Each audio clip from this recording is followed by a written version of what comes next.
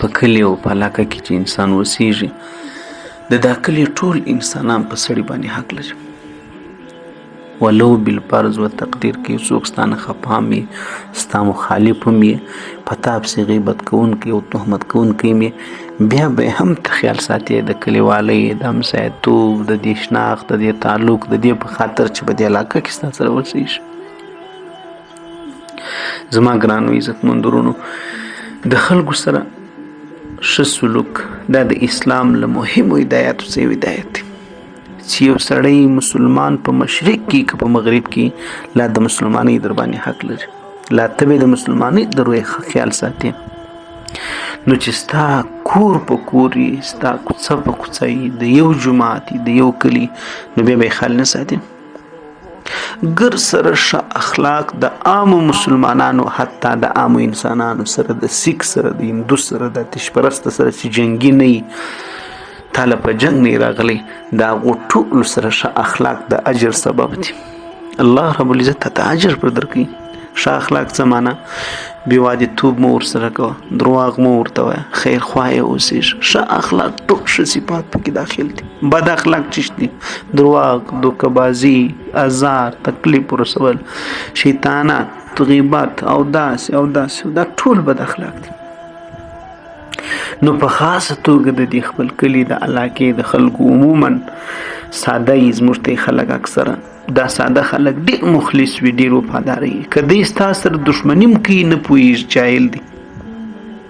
ناپوهه دی، نادانه دی. که دی ستا بېخیري غوښتونکی دی نه پوهېږي، نادانه دی، ناپوهه دی. زه دا بعضې کسانو ته حیران یم، په خامخا په قریبانو کې دی قریب وي،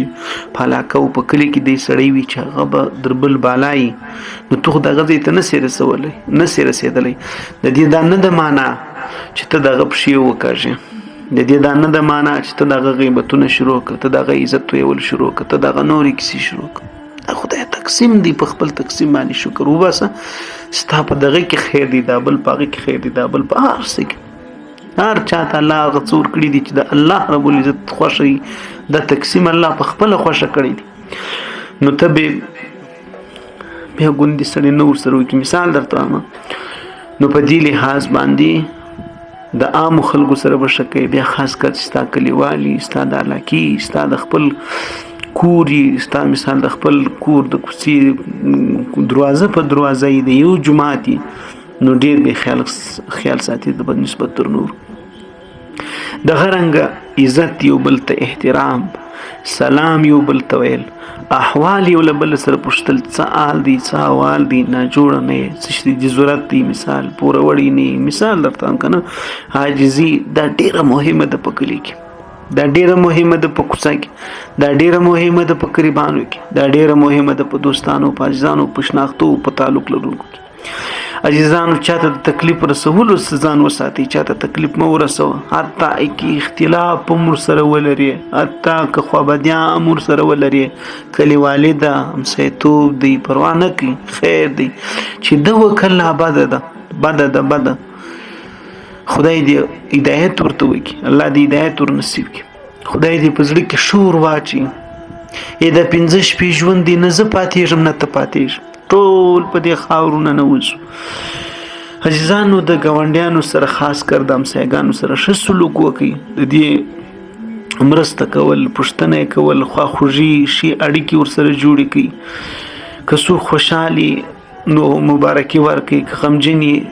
مثال ته د صبر توصیه ورته وکړي، لاسنیوی یې وکړي،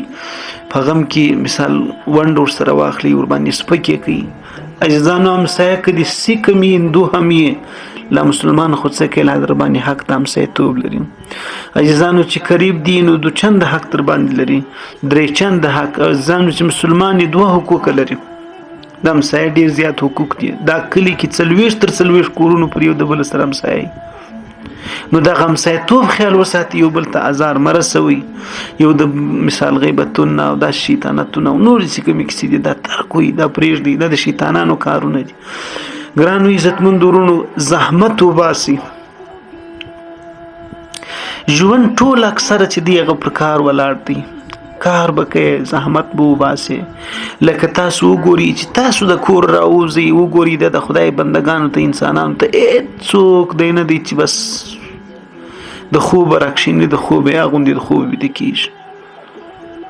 که نه یې په خبر ورسه ځینې پوښتنه وکړه څوک په کښتو په کرونده اخته دي اکثره دا مثال سراو کې بیا دا خبرې څوک بیا مثال مالداري باندې څوک د ودانۍ په جوړولو باندې مزدوري ساعت ورسي د مزدورانو پر چوک ته وګوري مثال درته هم که نه څوک په دکانداري څوک د ټیرو په کاروبار اخته وي څوک چشي څوک مشتري توب مخ و لاسونه یې ګرده توري وایي تنها اوسه خو پر چا باندې بوج او بار مه وسېږه کوشش وکړه چې پر خپلو پښو ودرېږي بل چاته تمه مه کوه همدارنګه صادق اوسېږي خلک به تا ته زحمت کش محنت کش خوارې کش او صادق انسان ته خلک عزت ورکوي چې ګر سره هغه سیک ویله د انسان ورسره جوړوي وایي وروره ښه پر خپله لار روان سړی دی بې تکلیف و بې ازاره سړی دی نو که موږ هم د ښې خبرې په ځان کې پیدا کړو خو بس ګلې ګلزار بسو عزیزانو څلورمه خبره دا د دین پایبندي د جماعت د جمعې د لمانځه جنازې پیښه سي کلیوالي ده نه دغه رنګه دیني محفلونه یو د نصیحت محفل مثال درته وایم که نه دغه رنګه د تبلیغیانو جماعت راسي کلي ته باید موږ په هغې کې شرکت وکړو دغه رنګه چې کوم نور د کلیوالۍ په اعتبار باندې کومې خبرې دي د علاقې او د مثال د مسایتوب په اعتبار باندې کومې خبرې دي موږ باید دغه ټولو خیال وساتو عزیزانو دغه رنګه بیا خاص کر په دې کې چې کوم خپلوان د خپلوانو سره مینه مشوره دا یووالی د هغو سره د هغو ته تحفه د هغو سره امداد و کمک که اختلاف یې مثال هغه باید وایستل سي د مابین څه دا هغه شي خبرې دي چې ژوند په سمیږي دا کین بغض دا ګردې کیسې ترک وي عزیزانو دا خبره یاد وساتئ چې د خلکو خبرو ته به غوږ نه نیسي په کلي کې ځینې وخت خلک غیبت کوي بعضې چغې وي بعضې تهمتونه په چاپ ستړي بعضې څه کوي انسانان دي رقم لکه څنګه په رنګونه کې مختلف دي په شکلونو مختلف دي دغسې طبیعتونه مختلف یو خود غرض یو بدنیت یو څه بلای نو د دې وجې بس ته پر خپل نیک نیت پر خیرخواهی پر نیت او پر سم لار ولاړ ووسېږه بس بیا ستا روزي رسانه الله رب العزت دی تا ته خپل رزق روزي خوري بس نور بیا بېغمه اوسېږه بیا ښه خپل کار سره کار لره نور که څوک غاپي قافلې تېرېږي سپي پسې غپېږي که یو مسافر اوس د دې قافلو سره وګرځېږي او دې سپیان تر ډبره کش کړي نو خپل کار ځینې پاته شو که نه شو دی به بیا په سفر سر ته ورسي خو د هر کلي سپي به غپېږي د هغه سړي دغسې مثال دی په کلي کې چې هغه بدخواهي هغه غیبتخوري هغه دغه د بل حق خوري هغه مثال په ښکنځلماري هغه د خلکو پښې کاږي عزتونه یې تویي مثال درته هم لکه د سپي حیثیت لري اوم عزیزانو د پاکوالي او د نظم او د نسق ډیر خیال وساتئ خپل کور د خپل کور مخ اوبه د کور څخه وتلي دغه رنګه صحن او شاوخوا ځایونه د پاک وساتئ دغه منظم او دا پاک خلک د الله تعالی خوښ دي قدرتي د دې خلکو سره د انسان مینه راځي محبت راځي جوړې ورسره راځي د دې پاکوالي سره په رزق کې برکت راځي د ناجوړۍ انسان خلاصېږي دا رنګ عزیزانو دا خیال ساتئ د دې خبرو په خوښیو یا غمونه دا خامخا پیښیږي ودونه فاتحې اخترونه ناجوړۍ دا هر څه د کلي د یووالي نښانۍ دا په کلي کې پیښیږي دا خامخا ادا کوي دا په قریبانو کې خامخا ادا کوي دا په همسایګانو کې دې خبرو ته غوږ نیسي که چیرې موږ دا اصول رعایت کړو موږ د یو ښه ژوند سوچ فکر وکړو کوشش وکړو نو نه یوازې دا